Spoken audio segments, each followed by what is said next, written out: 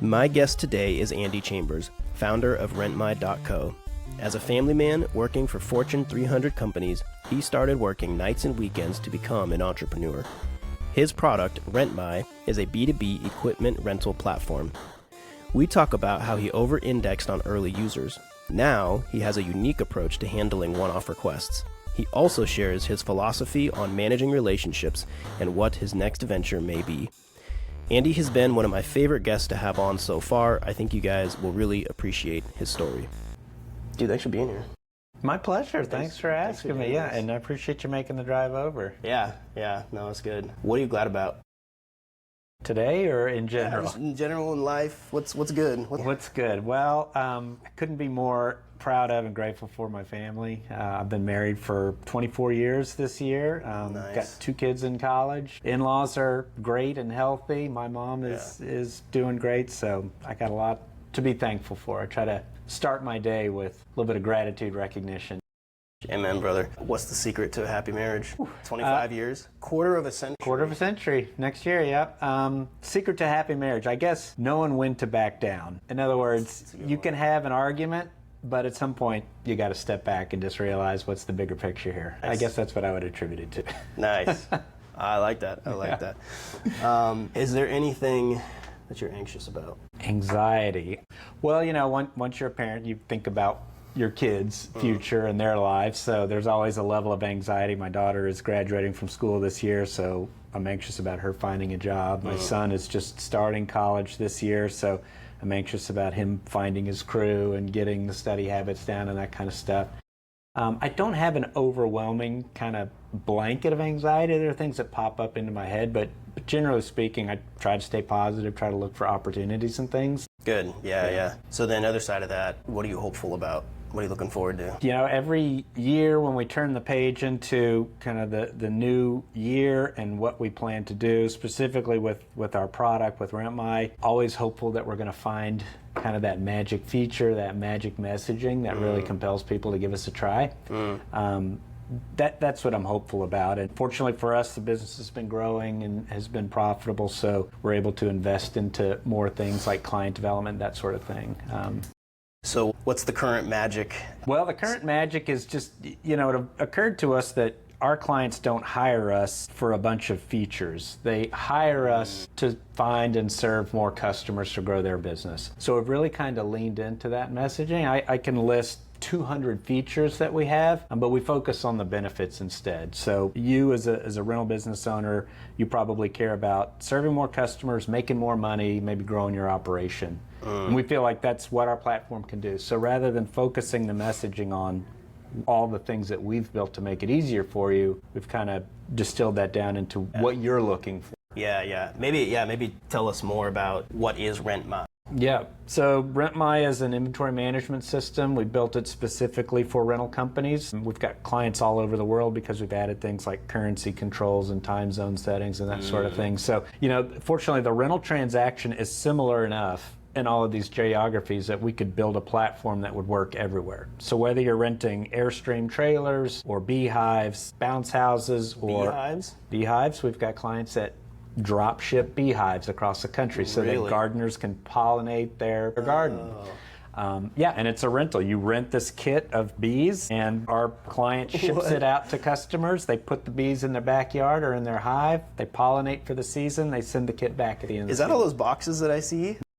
Like, I see it a lot on Cityland. Yeah, there's big boxes. Those are the hives. Our client sends these little, it's called a sleeve, that comes with a queen bee in it. Yeah. And they drop ship those across the country. Wow. It's amazing. Like, every client, I'm like, you know a lot about these beehives now. Every client that comes on board. Absolutely. Like, we have to become an expert in that industry. Right. Yeah, and the requirements for the person who rents the beehives is totally different from the requirement for somebody who rents a bounce house, right? If you're renting a bounce house, you want to have a waiver protection so that if a kid falls out and breaks his arm that you're not going to get sued. So we built functions like digital signature on waivers. So if there's ever a, hey, you didn't tell me I would be liable if my kid falls out and breaks his arm, well, here's a waiver that you signed. You opted into our terms and conditions and you signed it. So here's physical proof that you agreed to that. So even between beehives and bounce houses, that's a good little alliteration there for you. You guys have been able to find the commonality We have. Yeah, I mean, for renting physical products. correct. And experiences. We've got a pretty good tours business. So we've got people who, would rent a rafting trip down the river, for example. And there's a whole host of other things that go into it in terms of what their requirements are. But yeah, I mean, generally, we take the price of a product for any given hour, day, week. We extend that out for the duration of the rental. So if it's $20 a day, somebody wants it for 3 days, we calculate the $60. Add sales taxes and any other sort of fees that our client needs for their locality. In some states, rentals are treated as a service, so they're not taxed. In other states, they're treated like a product, so they are taxed. So we had to build all those triggers in to make it work, regardless of what our clients are renting or where they are. And one thing that I find fascinating about your story is that you bootstrapped this pretty much the whole way, and it was a long process. It's been a long process, yeah. You started in 2010? 2009 is when we got our incorporation. 2009. So tell us about those early years. How did you decide what to do first to validate this idea, test your market, try to get that first customer in? Yeah, so 2009, kids were young. It seems like every birthday party that we would take them to, somebody would drop off a bounce house, come back in a few hours and collect several $100s. And I thought, well, that seems like a good side hustle for me at that time. I had a 9-to-5 job.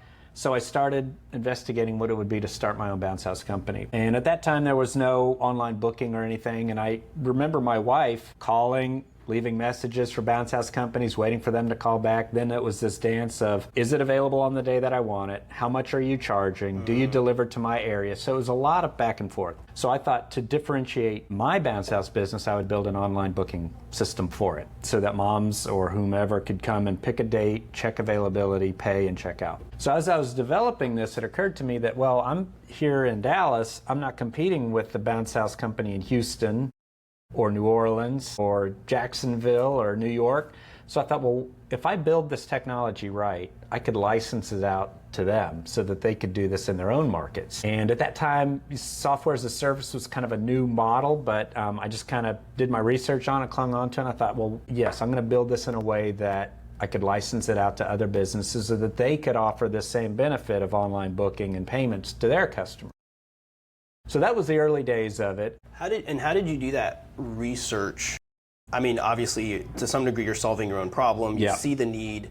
How did you do that research of kind of realizing that this is a common problem for all these rental businesses across the U.S.? Yeah, so, I mean, I would just Google bounce house company in Philadelphia, and I would look at the 20 sites. What was different? They all had pretty pictures. They all had different, pricing structures, but all of them had, call to book. And I thought, if I needed something in a hurry, or if I'm planning a party 2 weeks out, I don't want to call 15 people to compare pricing and to check availability. Like a particular company has the exact unit that I want, but it's not available on that Saturday afternoon, or it's 2 times as much as I want to spend, then I've just wasted all of that contact time waiting for somebody to call me back, that sort of thing. So then did you end up, once you had this idea, did you call them and pitch the idea to them to see how interested they were?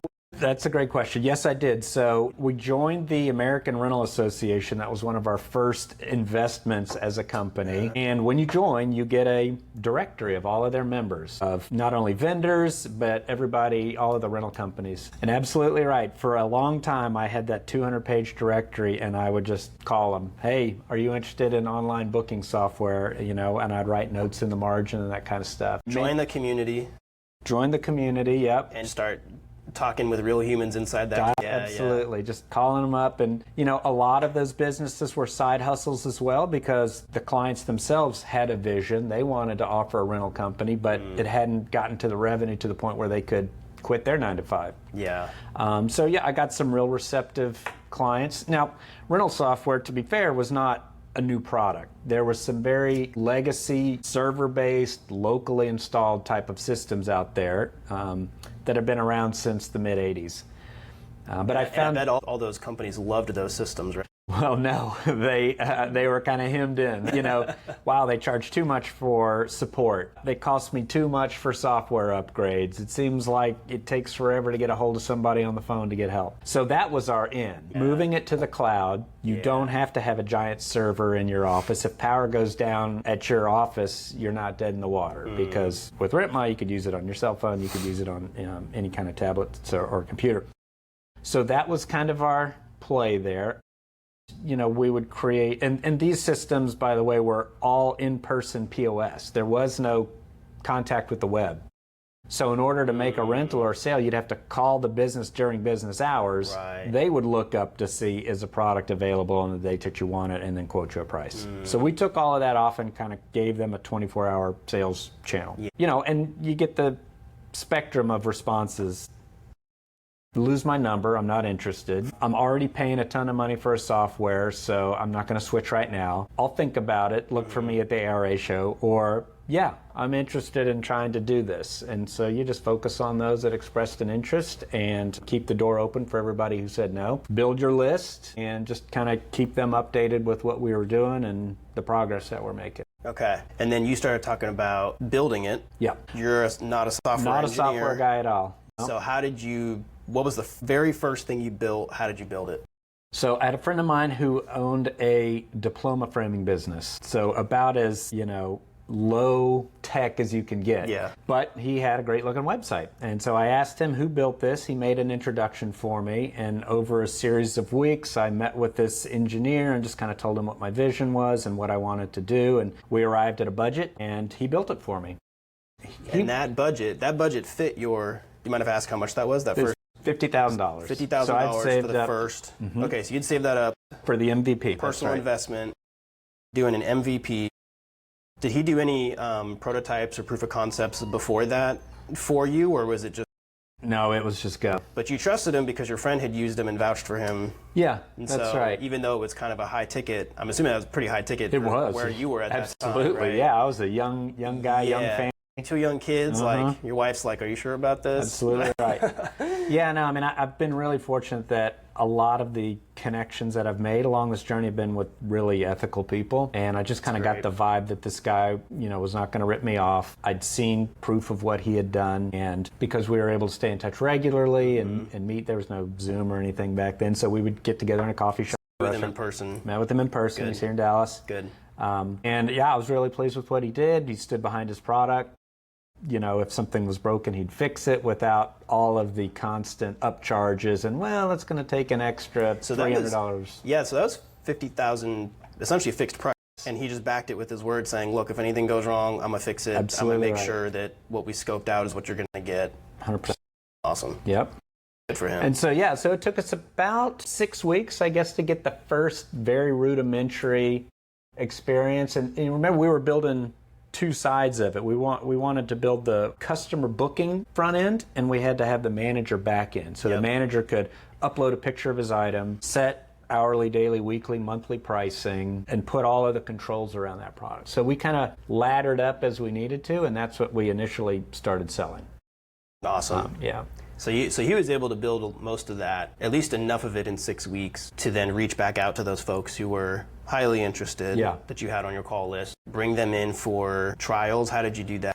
Yeah, well, I mean, as a web-based product, I just said, can I send you a link to start your free trial? I would love to have your feedback on how this works, what's missing, any sort of user experience suggestions, placement of buttons and what functions need to be grouped where, that sort of thing. And I'm really grateful. We had a great rental company out in California, and this guy, Mike Harb, spent a lot of time telling me what he thought we needed. He was very receptive. First time, I had no connection with him other than a cold call. Yeah. And he gave me a lot of feedback and got our product to a point where we had kind of exhausted what version 1 of RentMy could be. Okay. And how many, sometimes we call those like alpha or beta users, right? So like how many beta users did you bring on to launching after 6 weeks all the way up to kind of the cutoff of what V1 was? Yeah, so it was a slow growth. I mean, in the beta category, people who were paying nothing or next to nothing, we got about 30 of those customers across the country. And then over the ensuing years, between 2009 and 2017, we had continued to grow customers with recurring revenue and kind of professional services revenue coming in as well.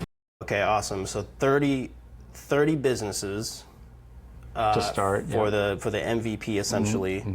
And most of them free or paying low enough to where it's really just the value is them giving you the feedback. And then how many, you mentioned 2017, how many by the time you got to 2017 had you onboarded? Yeah, those years we'd probably onboarded 230. And at what point did you start to become cash positive or like make back your initial investment?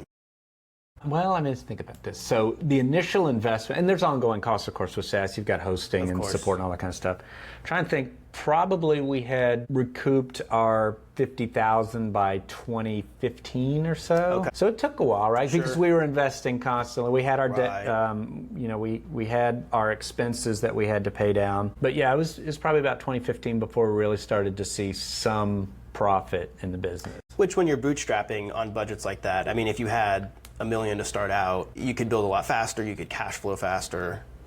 But probably. For bootstrapping, that doesn't seem, that's just persistence. You just kept going at it. Yeah, and all the while I still had my day job. So I wasn't like depending on that. I knew that I had to nurture this business to a point where it could stand on its own. Right. So yeah, I kind of expected that that's what it would take. Now, around 2015-ish, we realized that we had accrued some tech debt. People were saying, I love your system.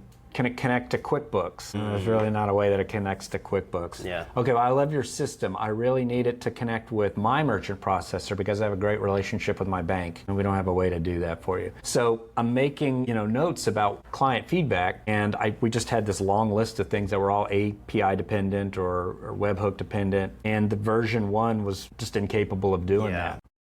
I knew that it was time to invest more into the next iteration of this product. Okay. And again, not being a tech professional, I knew that I had to find some help with.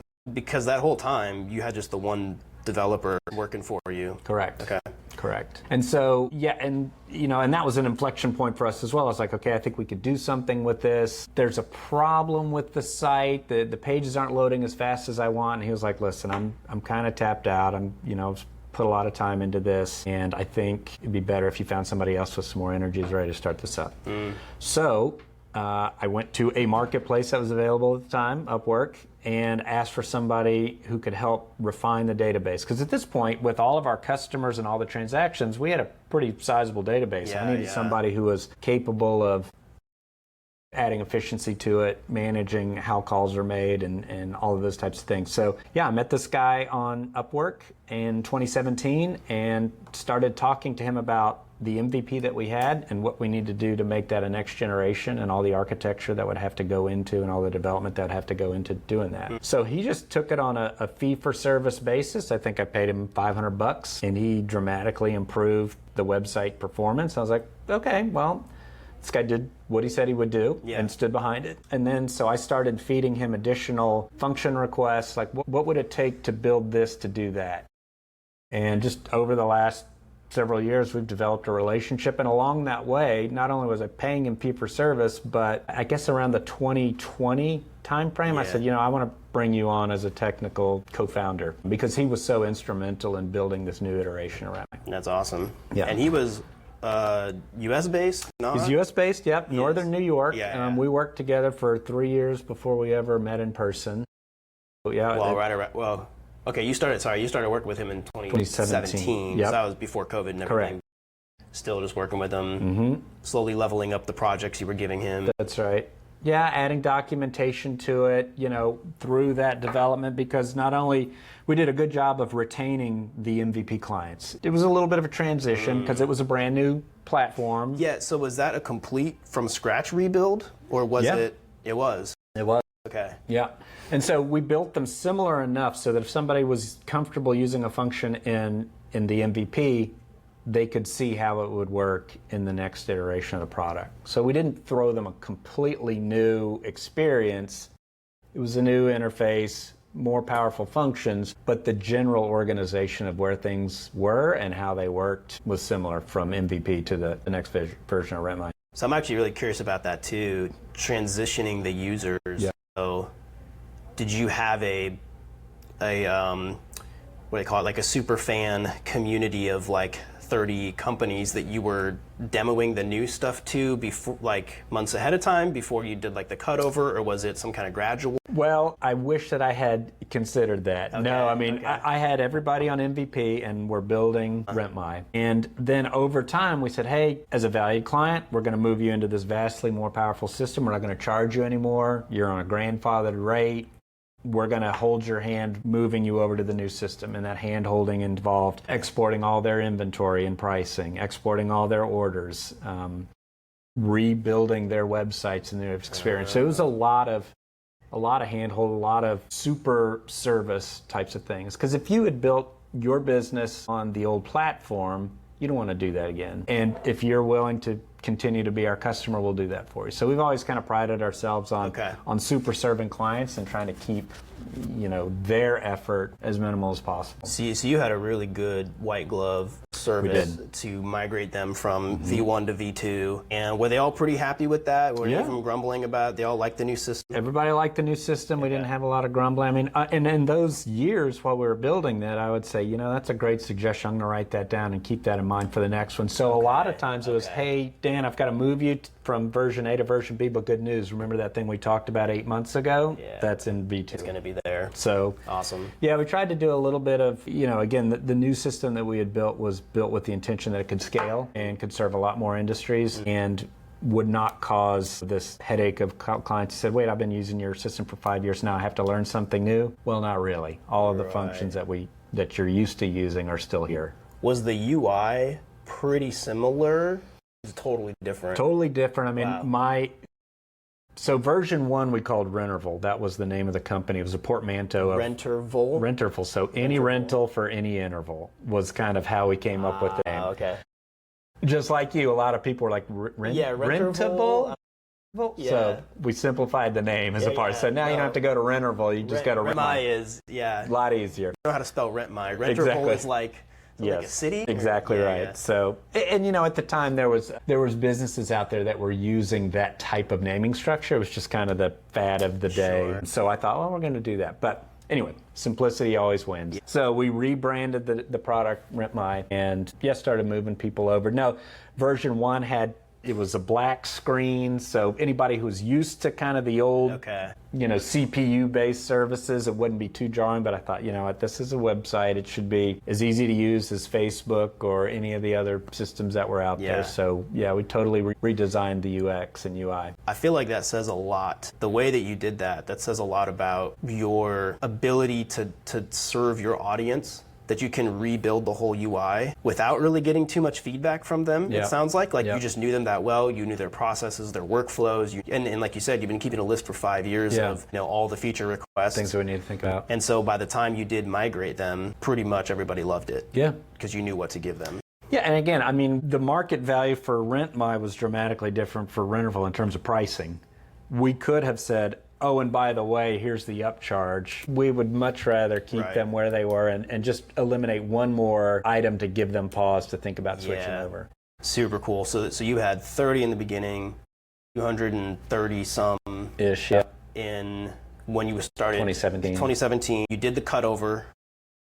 How many users do you guys have now? How many accounts?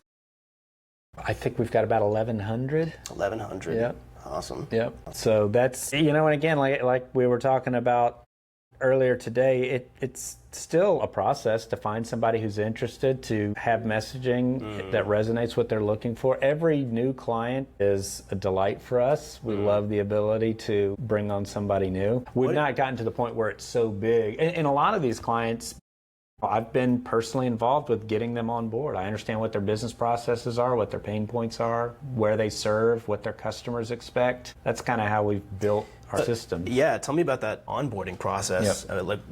How long does that take? How many meetings? What's the cycle?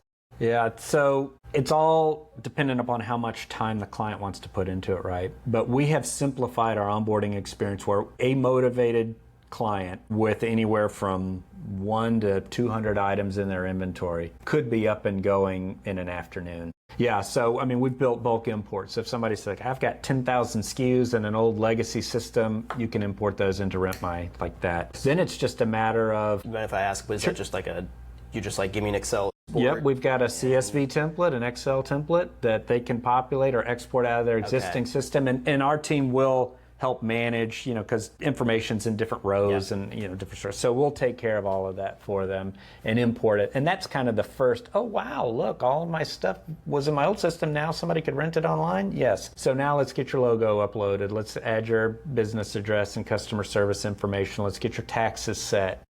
Really, an important part of rentals is the automated alerts and reminders. So I would want to send you a text message 2 days before your rental starts. Hey, Dan, don't forget, your rental starts at 3 p.m. on Wednesday. And just as importantly, hey, Dan, don't forget, your rental ends at noon on Saturday. Be sure to get it back to us so late charges don't apply. So getting all those things set up, adding a client's waiver, that's a really important part of just about any rental. Is there is a legal agreement between the customer and the client where they agree to the terms to protect the business and to let the customer know what it is they're getting and what they can expect. So getting that legal document into RentMy, we don't create that document. We ask them to have a lawyer develop it. Maybe they've already got a document that they're using that we can scan or import in.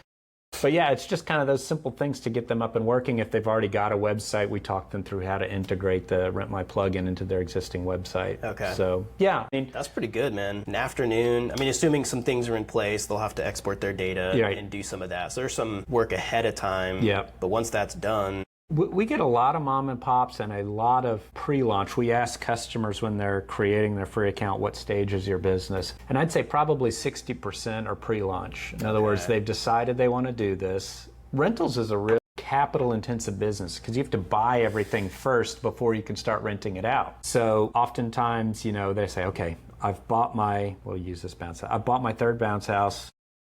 I've got some tables and chairs. I've got a popcorn machine. I think I'm ready to start offering party rentals. Okay. So if you've got 8, 10, 20 items of inventory, those can be added in half hour. Okay. Okay. That makes sense. So every great project has a darkest hour moment. What was the darkest hour of RentMy?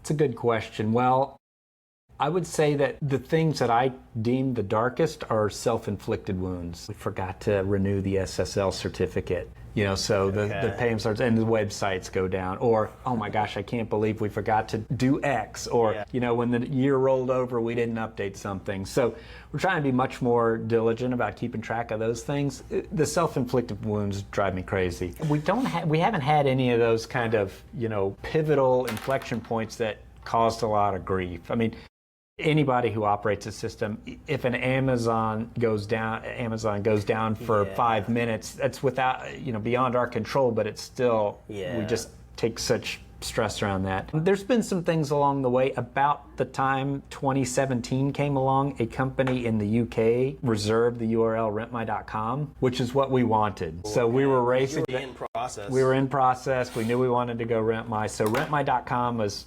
taken, and they're a marketplace business, but only in the UK. But we're rentmy.co, and we've got live customer service on our website, and probably twice a week somebody says, my login credentials aren't working. What happened? Are you trying rentmy.co? Yeah, rentmy.co. So little things like that. Haven't had kind of a darkest hour per se, fortunately, knock wood. Yeah. All right, well, good. Yeah, I mean, it sounds like you kind of took that slow and steady route, which is slow, but it has those benefits. And I often wonder, Dan, what it would have been like if I could have gotten some early seed money. If I had gotten that $1 million, what mistakes would we have made that would have been difficult to back out of? We're spending thousands, not millions, a month to get this thing built. And I do think that in retrospect, it was a benefit to build slow and steady and as the budget allowed. I didn't have another $50,000 or $150,000 to build something in 2017. So I had to use the revenue, the subscriptions of the existing customers to fund this new version of the product. And did you find that, my mind goes to that phrase of necessity is the mother of invention. I mean, did you find that because of those constrained resources, your focus on only doing the most valuable thing next was heightened and more accurate, perhaps? The answer is yes, but I will describe myself as a people pleaser. So when somebody would come to me and would say, I love your product, I just need it to do this and I'll subscribe, I would say, you got it. And we would go build it. And then I'd come back to the person and say, we got it now. And they're like, I'm rethinking things. So we've built a lot of things that paid dividends way in the future, but wasn't instrumental in getting new business like I thought it would. I kind of believe that if people tell me they're going to do something, if I do something for them, I've kind of learned, unfortunately, that not everybody operates that way. So yeah, we've built features that have been dormant for years because somebody assured me that if they just had this element, it would be a no-brainer for them. So what's your advice on that? Like rule of 3, wait till it comes up 3 times, or something more sophisticated? 3 is the magic number for us, and a lot of the things that we build, it is. Yeah, because we serve clients across the rental spectrum, so we look for those foundational or universal types of features that everybody could use so that we can serve a broader audience and add it to the list of things that might differentiate us. So yeah, when we're evaluating somebody who comes to us with a requirement, generally speaking, we'll ask ourselves a couple of questions. Is this particular to this one client or this one geography, or could other people use it? Do we think it can result in more subscriptions? In other words, is this a nice to have or is it a must have? How much is it going to cost to build? And then we just kind of do an ROI calculation on what that would be. So are you saying in most cases you won't build nice-to-haves, only if we don't believe that it can be used in 2,000 other rental businesses across the country, we're not going to build it. What we will do, though, is we will provide a statement of work to the person asking, saying, I understand what you're looking for. We do have a custom development team. Here's a proposal. So if this is really as important as you say it is, surely you must not have a problem paying for it. Because we've been in business now 8 years. There's nothing that anybody out there in this industry provides that we don't. So we're not in a catch-up phase. We believe that we can compete with the legacy, biggest, longest-serving providers out there. So when we've done it faster, we've done it cheaper, and we've been able to retain customers along the way. I love that. So then, and I love that structure, by the way. It's like if it's good enough for your own business, you'll do the development. If not, you provide them the option. If they want to custom pay for it, great. Would you, thinking back to kind of these 2 pivotal moments, 2010, 2017, is that something that you would recommend to your 2010 self, or do you have other, if you could go back and advise 2010 Andy, what would you tell him? Well, the 2010 Andy was just so enthusiastic about creating an online business, and there was nothing that was going to slow me down. This was sleepless nights thinking about, wouldn't it be cool if somebody could do this and do that? I way overbuilt the first system with features and functions because I wanted something that I myself would use. So my advice would be, if it's important to somebody, have them prove it to you in the form of some sort of commitment. I'll build it for you if you subscribe, or here's a proposal. If it's really that important, we'll charge you for it, but here's my deal with you. If other people can use it, I'll refund you over time what you paid for that development. Okay. Because if we miss something that everybody could benefit from, it's not our ethos to try to take advantage of people. If you came to me with an idea and I said, I don't know if everybody could use that, but here's a proposal to build it, you authorize it, we build it, and then 5 other people come and say, I need something like that, we would refund you what your development looks like if we can offer that to other clients. That's super cool. I don't think I've ever heard that before. I mean, that's just you trying to take care of your clients at that point, because you're trying to recognize that maybe they see something you don't, so you're sort of bringing them into that partnership almost, right? Yeah, absolutely. Yeah, I mean, like I said, most of my clients, 60% haven't even done a single transaction yet. So they have a vision, they have an excitement, they have an idea. And so I remember being in that position. So yeah, I'm not going to take advantage of people. And I think that's resulted in kind of remarkably low churn. We lose people, they go out of business, or they sell their business, or they lose interest in doing it. And that's to be expected, but we do not have people leave us for performance issues, features, functions, pricing, competitor. Now, once we get them into our ecosystem, I think that we provide all the tools like a mobile app and user permissions and that kind of stuff where they're like, yeah, this is the service that I need to run my business, and it's reliable and I can get support when I need it. It's available 24. So, Excellent. That's awesome, man. Good on you. Yeah. Yeah. It's fun. It's gratifying to have the genuine thank you, when people need something or there's a problem that on their side that we can fix through customer care. Yeah. And you're doing this full time now. I am, yeah. I don't think we covered that. At what point were you able to do this full time? Around 2020 is when I went full time. 2020, okay. Good timing. Yeah.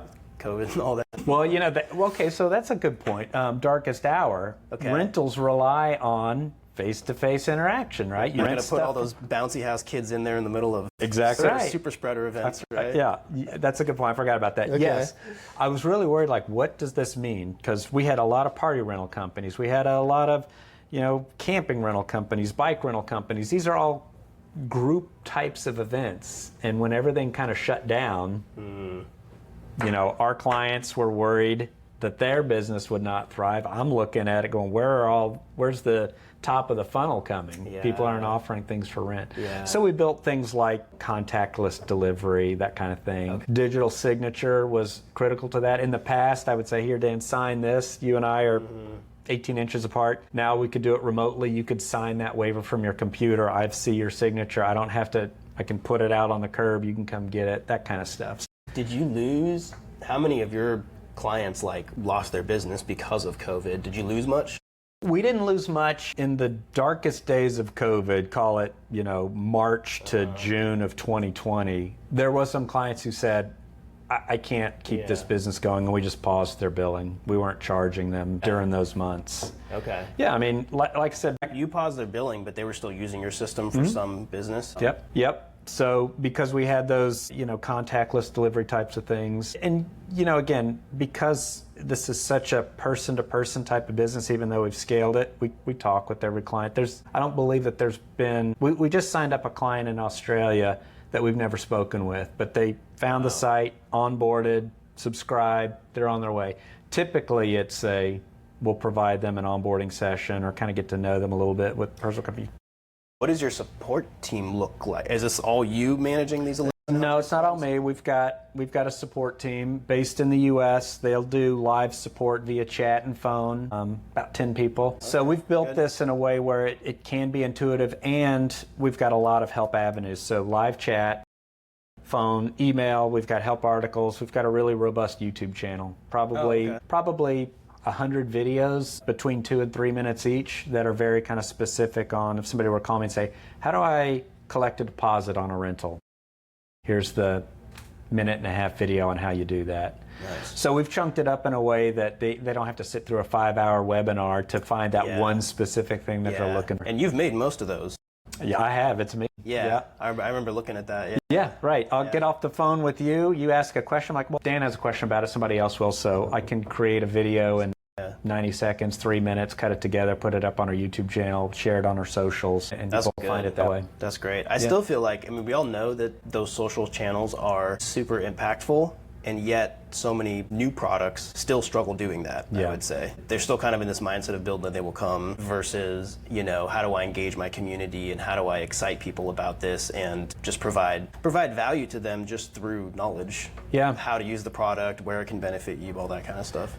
And we're using that as a platform. What I'm excited about in 2025 and beyond is building it more of a community. You asked about that earlier. And a lot of our businesses, are solo moms and pops and that kind of thing. And so they themselves don't have a big community. So we're trying to get them to engage with us in our social channels, invite them to join our Facebook page or Twitter feed, YouTube channel certainly, and provide them incentives to share. We've got a really healthy referral business system so that, again, if you're the bounce house guy in Dallas, you've got a buddy who starts a bounce house business in El Paso, there's no reason you can't tell him about us because you two aren't competing. And, we provide incentives in form of subscription discounts or account credits so that it's worth your while to tell people about us. So we do want to build that community amongst our users.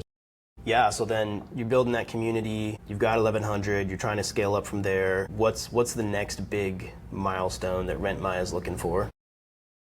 Well, I think the 2,500 is kind of a target client count. That'll be kind of the next, I think, inflection point for us. And we're doing things to get us there. I mentioned a while ago that in any sort of SaaS, simplicity is key. So we're adding tools within our account to make it easy for whether it's the mom and pop or the enterprise business. We serve a lot of colleges and universities as well for their rec programs. We've added things like AI product descriptions, AI SEO tools, AI image creation. So imagine you've got inventory, you don't have time to hire a professional photographer. You can type in a few keywords into RentMy and our AI agent will generate an image for a product like you described. So, the thing that I'm hyper-focused on is the onboarding experience and the early life experience. Once you've coached up a client on how to use your system, rarely do we hear from them. Okay. So that's how come the proportion of agents versus clients seems maybe out of whack, right? 10 agents, 1,100 clients. Right.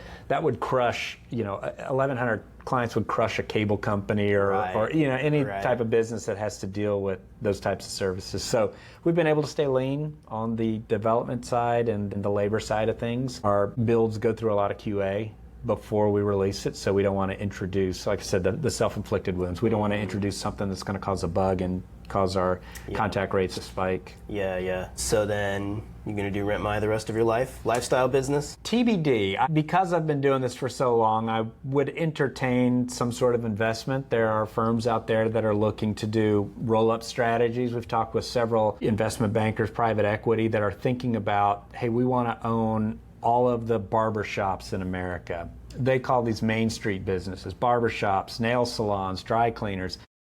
Rentals kind of fall into that as well, right? Because I think anybody out here who's watching, easily, if they've got to live in a town of any size, there's probably 10 businesses that do rentals out there.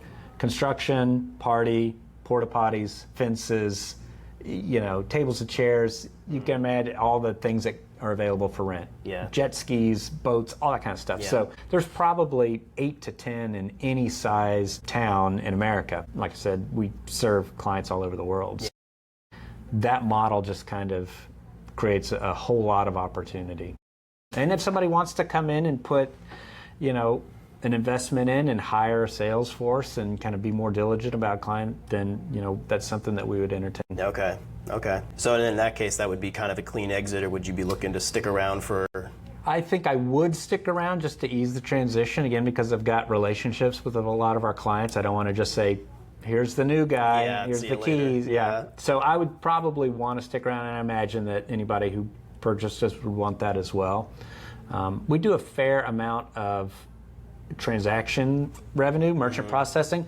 Occasionally we hear from people that say they don't care anything about RentMy, they just want the payments. And so I built an entire system around the rental life cycle, but if somebody thinks that they can make 3 basis points off of $1 million in transaction fees, and that would be the reason for buying us, that's not who I would sell to. So I'm really looking for somebody who's doing this roll-up strategy or has kind of a combination vision in mind of how they might apply RentMy to a traditional e-commerce company. I use the example of like a Shopify, right? Yep. Great business.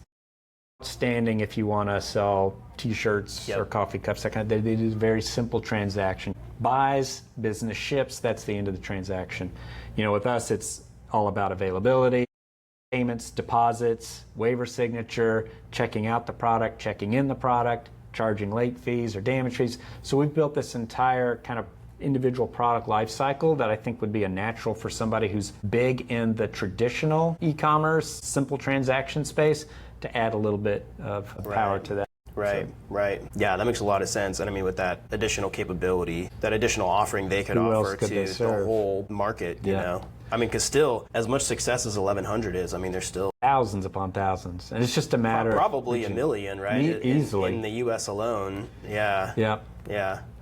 I know there's 33 million small businesses in the U.S. or something. So, you figure most of those are all these mom and pop shops. I don't know how many would be rentals, but... Yeah, right. Yeah, it's a subset of a subset, but still sizable nonetheless. Yeah. And then, yeah, you multiply that around the world because, and we've partnered with Stripe. So we don't do merchant processing. We allow the client to connect their Stripe. Well, Stripe is in 160 countries or something. Right. So payments are taken care of. We'll provide the scheduling, availability, contact suite, all that kind of stuff. So, yeah, I mean, I'm really bullish on it. I think people are looking to spend more as my generation ages, as your generation ages, and even the kids are spending more money on experiences than things. So if you offer guided tours or river rafting or that kind of stuff, I think there's going to be more businesses who need online booking and order management and inventory management. Yeah. Well, not to mention we're meeting in a library room right now, but I've been looking for like a podcasting space that's good for that. And I mean, there's tons of types of rentals of all kinds. Yeah. Space rentals, I know, is kind of a different thing, but I think there's a big untapped market. There's a bunch of space right now. Absolutely. That goes unused. A lot of idle space. In a bunch of local apartment buildings and like clubhouses and all this kind of stuff that the fancy ones will build their own ability on the website to do that. But if there was a ready-to-go platform, just drop it in and get your space in use. Yeah, we try to remove as many of those barriers to entry for our clients as they can. Yeah, and you're right, there are people who get to a point where they outgrow RentMy. Hey, we've got a business in California that does $1 million a month in rentals. They can afford to build their own platform and not pay us. Fortunately, they've been with us for 4 years now. But you figure eventually, with RentMy, you could eventually serve that market just as well. Yeah, we're focused on the enterprise because of our APIs, documentation. We connect with really large institutions, really large providers. So we've built back to our earlier conversation, we built the connection to QuickBooks, into Stripe, into WordPress, into Wix, into all of these systems. And we are selling into the enterprise now and the government and education space. We've got Montana State University as a client of ours, Boise State, University of North Carolina. So we're selling into these colleges that have a student population that wants to rent a backpack for the weekend or wants to rent a tennis racket for the afternoon, while their users aren't traditional customers in that they have to pay for things. They still need a way to keep track of all of their inventory. So that's the service that we provide to them. Awesome. Man, some good upside, I think, to everything that you're doing. And then you're going to go on and do the next great thing and take all this experience forward. I think so, yeah. Awesome. I mean, I've got other ideas. My co-founder and I have already talked about some things that we want to do in the next iteration. Good. So AI is really changing the whole landscape of things, so I have to think about that. Andy, I really appreciate the time. Hey, thanks for the interest. Yeah, this is really cool. You did a great job with that. I love your story. I love the bootstrap over a long period of time, and I'm going to get your co-founder on here as well. Yeah, I told him going from Upwork to co-founder. Yeah, I mean, very few people can say that they've done that. Very few people can do that. But I think that however he approached, however Stan approached that to get that done, I think is a mindset that, if more people had that mindset, they could do a lot more in life. Yeah, I think. Yeah. I mean, for us, it's been the relationship has been paramount from the beginning. So anybody that I deal with, I want to have a relationship with, and whether that's our clients or somebody that does service for us, short-term kind of marketing service or long-term development. I think if you treat people right, they'll stick around and can help you head in the right direction. So that's our story. That's great. Yeah. That's awesome. Man, thank you so much. Hey, I appreciate the interest. I wish you all the best with Gemini. I'm excited about everything you've got going.